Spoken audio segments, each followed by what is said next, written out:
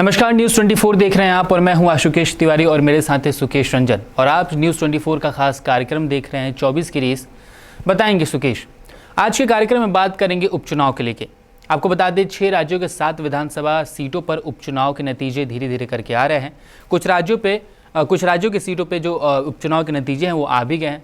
केरल में आपको बता दें कांग्रेस ने अच्छी खासी जीत हासिल की है। उसके बाद से यहाँ पे त्रिपुरा में बीजेपी ने दोनों के दोनों सीटों पर अपनी बढ़त बनाई है और वहाँ पे जीत हासिल कर ली है। घोसी में, उत्तर प्रदेश के घोसी में वहाँ पे समाजवादी पार्टी आगे चल रही है और वेस्ट बंगाल में टीएमसी आगे चल रही है। इन सभी सीटों पे बात करेंगे, लेकिन सबसे पहले बात करेंगे घोसी सीट की, जो कि सबसे ज़्यादा इंपॉर्टेंट बताई जा रही है इस उपचुनाव के नज़रिए से। सर, ये सीट क्यों इंपॉर्टेंट बताई जा रही है? ये सीट इसलिए इम्पॉर्टेंट है आशुकेश, और इसकी व्याख्या विश्लेषण इसलिए ज़रूरी है क्योंकि वो आने वाले दिनों की एक पिक्चर आपके सामने रखती है। जब से इंडिया ब्लॉक बना तब उसके बाद से ये पहला चुनाव इंडिया गठबंधन का है जी। कांग्रेस ने अपना उम्मीदवार वहां नहीं उतारा, हालांकि कांग्रेस वहां बहुत मजबूत है भी नहीं, लेकिन जिस तरीके से ये चुनाव हुआ वो डू और डाई लग रहा था जी। जो भी हारेगा, और ऐसा लगता है कि बीजेपी हार चुकी है, उसके लिए सेटबैक होगा। उत्तर प्रदेश बीजेपी की सबसे स्ट्रांग पॉइंट है। जब से ये गठबंधन कंसीव भी किया गया उसके बाद भी लगातार इस बात पे चर्चा होती रही कि सारी जगह तो चलिए ठीक है, उत्तर प्रदेश में क्या करेंगे भाजपा का, क्योंकि बसपा आपके साथ नहीं है।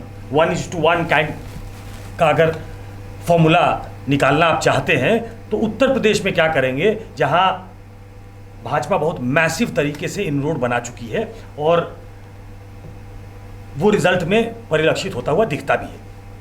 अब घोसी का चुनाव जो था वो महत्वपूर्ण हो गया क्योंकि जो व्यक्ति सपा छोड़ के भाजपा में गए थे, जो पिछड़ों के नेता के तौर पे देखे जाते हैं जी, जिनको ओम प्रकाश राजभर एक बड़े प्लेयर के तौर पे गठबंधन में लाए गए, उन राजभर का भी टेस्ट था जी। मैं थोड़ी अपनी कुर्सी ठीक कर लूं, ये ऐसे ही नीचे जा रही है जैसे भाजपा का प्रदर्शन घोसी में नीचे जाता हुआ दिख रहा है। मैं कोशिश करता हूं कि इसको चेंज करा ले, फिक्स कर ले। इन द मीन टाइम, जब तक दूसरी कुर्सी आती है तब तक मैं आपको बताऊं कि राजभर जो है ये प्रयोग जी कितना सफल रहा, ये जानना बहुत जरूरी है, क्योंकि राजभर बहुत अच्छी खासी संख्या में वहां हैं जो नतीजों को प्रभावित करते हैं। और सारा जब गठबंधन बनाया जा रहा था तो ये सोचा जा रहा था कि आखिरकार यूपी को इंटैक्ट कैसे रखा जाए जी। 73 सीटें 80 में से 2014 में भाजपा ने जीती, 62 अपने दम पे वो 2019 में जीते। आम चुनाव, उपचुनाव के बाद वो संख्या बढ़ गई। इस बार कैसे इंटैक्ट रखा जाए, मैं अगर आपको थोड़ा अपने दर्शकों को बता दूं कि घोसी का कास्ट कॉम्बिनेशन क्या है। ट्रेडिशनली हमारे यहां यही तरीका है देखने का कि चुनाव में कौन कहां खड़ा है। 85,000 वहां मुसलमान हैं, 70,000 के आसपास दलित हैं, 56,000 यादव हैं, 46,000 के आसपास चौहान हैं, 18,000 के आसपास ठाकुर हैं, करीब 15,000 के आसपास भूमिहार बताए जाते हैं, 15,000 के आसपास ब्राह्मण बताए जाते हैं। जो अगड़ा वर्ग है वो बीजेपी का कोर वोटर हो गया है आज की तारीख में जी। तो वो मान के चला जा रहा था कि वो बीजेपी के साथ जाएगा। राजभर 52,000, तो राजभर जो प्राइज कैच के तौर पे लिए गए कि इनको मंत्री बनाया जाएगा, इनसे गठबंधन हो गया, उत्तर प्रदेश में अब सब कुछ चाह के भी सपा कुछ कर नहीं पाएगी, भाजपा का परचम लहराएगा। राजभर का शिफ्ट करना भी इसी लिहाज से था, इसी उम्मीद के साथ था कि बीजेपी उत्तर प्रदेश में they are going to stay, और स्टेबल कर लेंगे खुद को। तो ऐसे में राजभर कार्ड नहीं चला क्या? तो क्या चला? इंडिया के लिए अगर ये अच्छी खबर है, सपा के लिए तो है ही जी, इंडिया के लिए ये ऐसी खबर क्यों है, अच्छी खबर क्यों हो सकती है? पहला, राजभर वोटों का ट्रांसफर लगता है कि नहीं हुआ, अच्छी खबर है इंडिया के लिए। क्या चला? बार बार अखिलेश यादव पीडीए कह रहे हैं, पिछड़े दलित अल्पसंख्यक। पिछली बार मैं देख रहा था, बसपा जो चुनाव लड़ी थी करीब 54,000 वोट मिले थे उनको, पोल्ड वोट में से। तो इसका मतलब यह है कि जिन मायावती ने ये अपने सपोर्टर्स को कहा कि या तो आप घर में बैठिए इस चुनाव में या नोटा दबाइए, नोटा को बहुत कम वोट है, हाँ, वो वोटर कहां गया? ये जो हमारी आपकी एक सहज समझ है कि सपा के वोटर्स के साथ बसपा के वोटर वोट नहीं करते हैं, तो क्या ये दलित जो इतनी बड़ी संख्या में वहां हैं उनका ट्रांसफर सपा के साथ हुआ? भाजपा के लिए हुआ वोट? वो तो दिखता वो आंकड़ों में नहीं दिखता। हाँ, आंकड़ों में नहीं जब दिखता। हम बात कर रहे हैं तो वो करीब 30,000 के आसपास वोटों से आगे चल रहे हैं, हाँ, तो वो ट्रांसफर नहीं दिखता है। तो क्या ये पिछड़ा, दलित और अल्पसंख्यक जो बार बार अखिलेश यादव कह रहे हैं, ये काम कर रहा है क्या? कोई पोलराइजेशन ना हो, कोई काउंटर पोलराइजेशन ना हो, इसीलिए अखिलेश यादव ने वहां एक ठाकुर उम्मीदवार उतारा। सुधाकर सिंह ठाकुर बिरादरी से आते हैं, जो मूलतः वोटर है बीजेपी का। तो उसके साथ पीडीए मिल गया क्या? क्या ये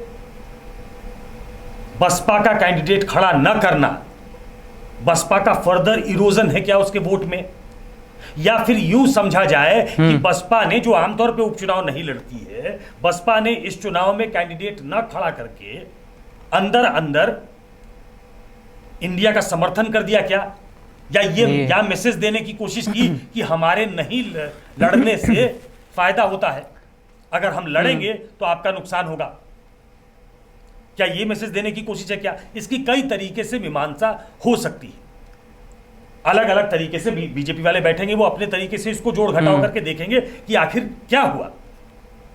मुख्यमंत्री का जाना, उप मुख्यमंत्री का कैंप करना, दर्जनों विधायक का लगाया जाना, मंत्रियों का लगातार दौरा होना, और एक ऐसी सीट जहां से जीतने पे भाजपा न सत्ता में आ रही है न जा रही है। सत्ता का परिवर्तन इस सीट से नहीं होना है, तो नॉर्मली जो वोटर है वो इनकम्बेंट गवर्नमेंट के साथ जाता है। दारा सिंह चौहान खुद एक पिछड़े नेता रहे हैं और कॉन्फिडेंस रहा होगा बीजेपी को और दारा सिंह चौहान को, तभी वो सपा की सीट छोड़ के रिजाइन करके घोसी से चुनाव लड़ने के लिए तैयार हुए, उसी सीट से भाजपा का उम्मीदवार बनकर।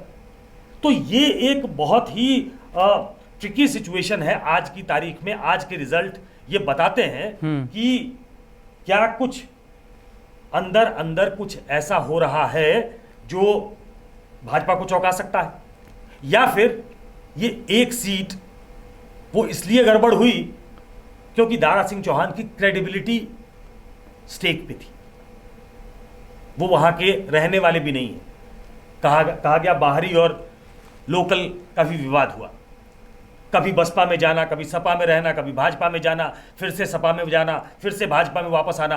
क्या इसने परेशान किया दारा सिंह चौहान को? अगर कहानी महदूद यहां तक है कि दारा सिंह चौहान के खिलाफ एक एंटी इनकम्बेंसी थी कि आपको जिता के सपा से भेजा था, आप भाजपा से आ गए, अगर ये कहानी दारा सिंह चौहान तक सीमित है तब तो ठीक है, लेकिन अगर ये कहानी दारा सिंह चौहान नहीं भाजपा की कहानी बयां कर रही है तो फिर गड़बड़ है। मैं पिछली बार देख रहा था कि कितने वोट मिले थे दारा सिंह चौहान को। दारा सिंह चौहान को पिछली बार वोट 1 लाख से कुछ ज्यादा मिले थे, जहां तक मुझे ठीक से मैं देख ही लेता हूं जी। 7,347 वोट थे।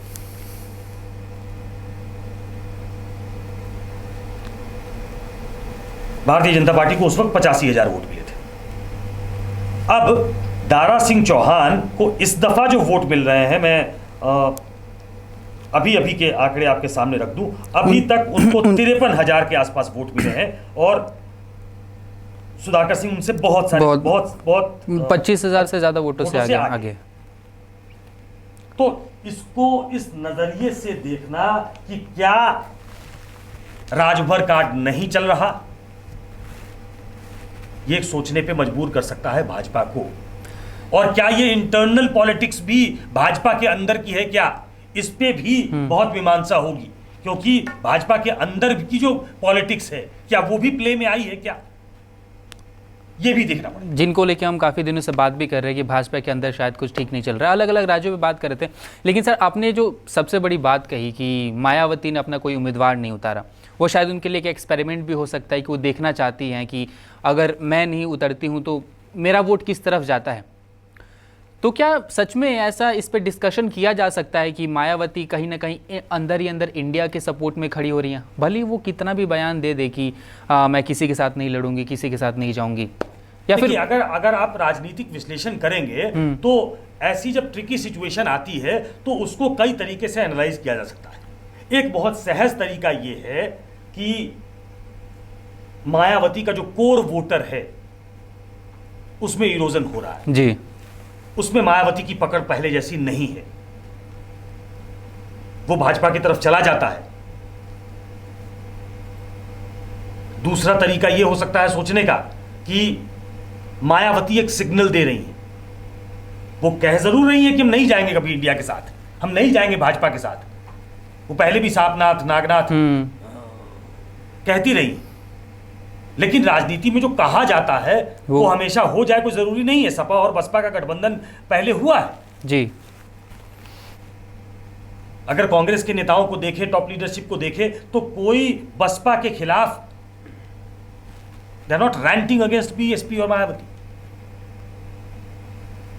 तो क्या ये रेसिप्रोकल है क्या? रेसिप्रोकेट तो नहीं किया है। आपके पास कोई सबूत नहीं है इसकी अभी व्याख्या होना बाकी है। रिजल्ट के बाद थोड़ा और एनालाइज किया जाएगा कि आखिर दलित वोटर किधर गए। अच्छी खासी संख्या में है, 70,000 के आसपास संख्या में जी। तो वो एक मुश्त तो नहीं गया भाजपा में, ये तो साफ लग रहा। अगर वो सपा में गया है तो भेजा गया है या फिर वो पीडीए जो अखिलेश यादव कह रहे हैं, पिछड़ा दलित अल्पसंख्यक, ये एक डेडली कॉम्बिनेशन बन रहा है। और कांग्रेस इससे प्रसन्न है। कांग्रेस के अजय राय वहां जो अध्यक्ष बनाए गए वहां वो प्रचार करने गए थे, सॉलिडारिटी में गए थे। उत्तराखंड में ऐसा नहीं हुआ। उत्तराखंड में सपा चुनाव लड़ी जहां कांग्रेस लड़ रही थी, वहां इंडिया नजर नहीं आया। यहां चूंकि इंडिया नजर आ रहा था इसलिए लोगों की दिलचस्पी थी। यहां बीजेपी के ओवर कॉन्फिडेंस में लोगों को दिलचस्पी थी कि एक उम्मीदवार उसको इस्तीफा दिलाकर, बहुत सारे तरीके हो सकते हैं। दारा सिंह चौहान उनकी तरफ रहते रहते वो टेक्निकली सपा के एमएलए, लेकिन वो भाजपा के समर्थक एमएलए हो सकते थे। लेकिन ये कॉन्फिडेंस था कि हम ये सीट जीतेंगे। ये सीट हारना क्या एक नए गणित को जन्म दे रहा है क्या? और खास तौर पे उस ईस्टर्न यूपी के बेल्ट में जहां कहा जा रहा है कि पहले से भाजपा कमजोर थी। विधानसभा के चुनाव में भी भाजपा वहां कमजोर साबित हुई थी, लोकसभा के चुनाव में भी भाजपा वहां कमजोर साबित हुई थी। उस तरफ की सीटें जो हैं वो भाजपा के पक्ष में वोटरों ने वोट नहीं किया था। तो राजभर को लाकर वो पूरा करने की कोशिश थी। कुछ और नए प्लेयर्स को उसमें लाया गया कि हम अपने वोट परसेंटेज को, वोट के कैलकुलेशन को ठीक कर लें।